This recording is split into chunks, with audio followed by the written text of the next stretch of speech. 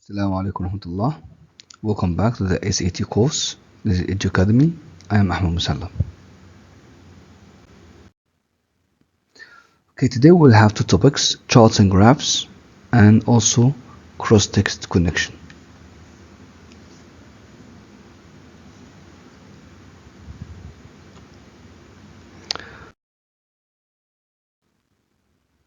The first one, the charts and graphs.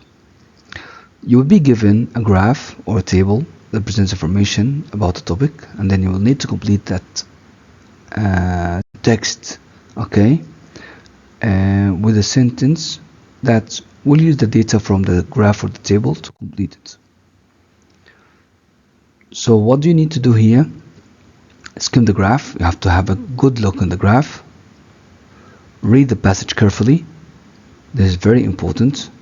And refer back to the graph to get the information you need. One of the mistakes that many students do is what? They just go to the options and see which data is correct.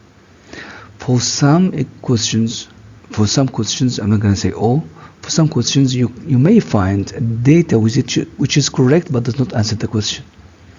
So take care of this. Yeah, this may help you in some of the questions, yes, but this also may trick you because some of the questions you may have two options that have correct data, but one of them does not answer the question.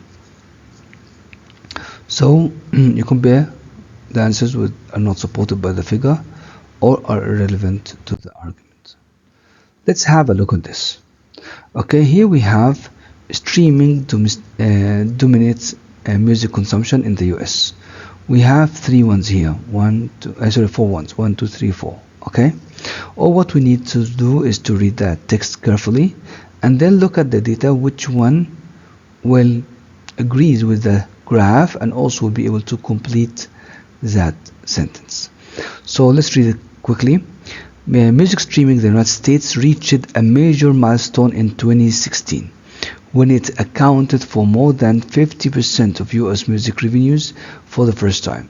Figures released in Nielsen's 2018 mid-year music report underline once again how important streaming has become to the music industry in the few years since its emergence.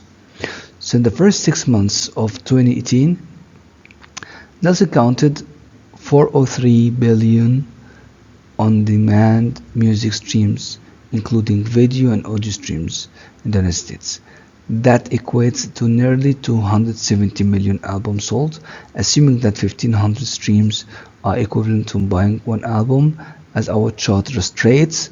So far, streaming has what? So have a quick look here. Okay, look at the percentages that you will have for each one, which one is increasing, which one is decreasing.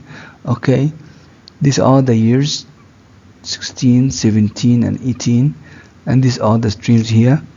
Okay, we have like streaming, physical album, digital, whatever. Okay, so you have to read carefully the data, see which one is inclining and which one is declining. Okay, which one is rising, like this one is rising, and the rest are what are falling, as you can see. Okay, so you have to read carefully the data from the graph, okay, and try to find now which one has a right answer. So dominated music consumption in the United States from 2016. What is it? As our chart says, so for streaming, which is the first one here, okay, has dominated music consumption in the United States from 2016 to 2018. As you can see, this is acceptable answer, to be honest. Okay, they have dominance over the rest, as you can see. Type B, streaming has increased total music consumption in the United States since 2016. Okay, this is a part of the answer, but this is incomplete. Okay, we are talking here about the impact of the streaming on the other fields. So decreased total music consumption, this is away from being correct. Dominated music consumption in the United States since it came into being. This is a tricky one because we don't know when it was created. We only took about 2016 to 2018. So most likely the answer will be A. Okay? This is how you should read the graph. So you have to read the graph very well, you have to read the text very well, and see which answer could be correct. Okay? So do the same here on your own. Read the data very well, especially the words you can see here. Okay? Okay, this is no lime and this is a lime. You have to read the graph very well and then look at the text, especially the last one, last sentence here. Okay, that will tell you what to do. Okay, and then eliminate the ones that are wrong and then choose the answer.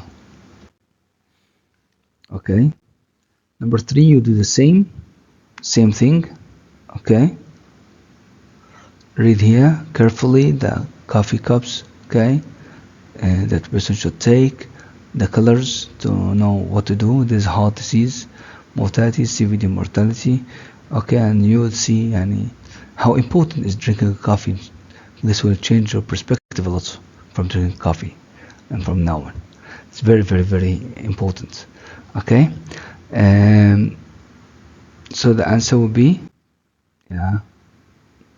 Okay, so the relative risk of this was highest for the no coffee category. So you have to listen carefully. You have to drink a coffee at least once a day. In the graph, next one.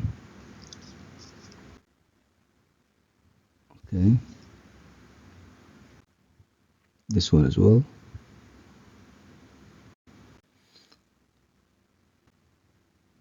Okay, one more. Just pause and try to get the answer in your own. Okay, now let's move to the next type of questions, which is about cross-text connection or pair texts. In that question, you will have two texts, two short texts. Okay, these texts deal with the same subject. Cross-text connection questions focus on the point of view of the author of the passage or that of specific individuals named in the passage. What to do here? Read the summarize the two texts in your mind, identify the point of view, especially from the question, to have to know, okay, where to focus. Okay, figure out the relationship between the texts, focus on positive or negative words, compare with answers choices, and eliminate the ones which go beyond with the stated text, use overly strong language, reverse the relationship or points of views between the text. Let's have a look at this. In this question, you have to read the question first. Based on the text, how would Jeffrey, text 1, so I'm going to take care about this person and his perspective, most likely respond to the high class code of etiquette mentioned in text 2. So there is a code of etiquette in text 2 you have to understand and see Jeffrey's point of view on such etiquette. Okay, so in the first text here we'll talk about someone's called Jeffrey, and in the second one here you will read about what the code of etiquette that's mentioned in text 2. If you went through it quickly, okay, you'll find that this person has a certain perspective on watching a play on a theater, and he compares it to the other media like television or films. Okay, so read it carefully, and then here you will see the high class code of etiquette. What do they want? Okay, or what do they expect in theaters because of what they have paid, okay, in order to see a show. So if you went through this, you'll find the answer easily, by disputing the idea that people need to remain still and silent during theater performance, because he sees that the dialogue is the most successful when it happens through a show, and the interaction between performers and audience as the performance is happening. This is makes that theater distinguishes from the other media objects, okay, like television or films. Okay, do the same here. Based on text, how would the author of text 1 most likely respond to the brouhaha mentioned in text 2? So there is an author, you have to read his perspective, and also this term, what does it mean? Okay, in text 2, do the same here as well. This is one of the easiest questions I can tell in the SAT exam. Okay, now we came to an end to this lesson. Thanks for paying attention. I hope you benefit something today. Assalamu alaikum warahmatullahi wabarakatuh.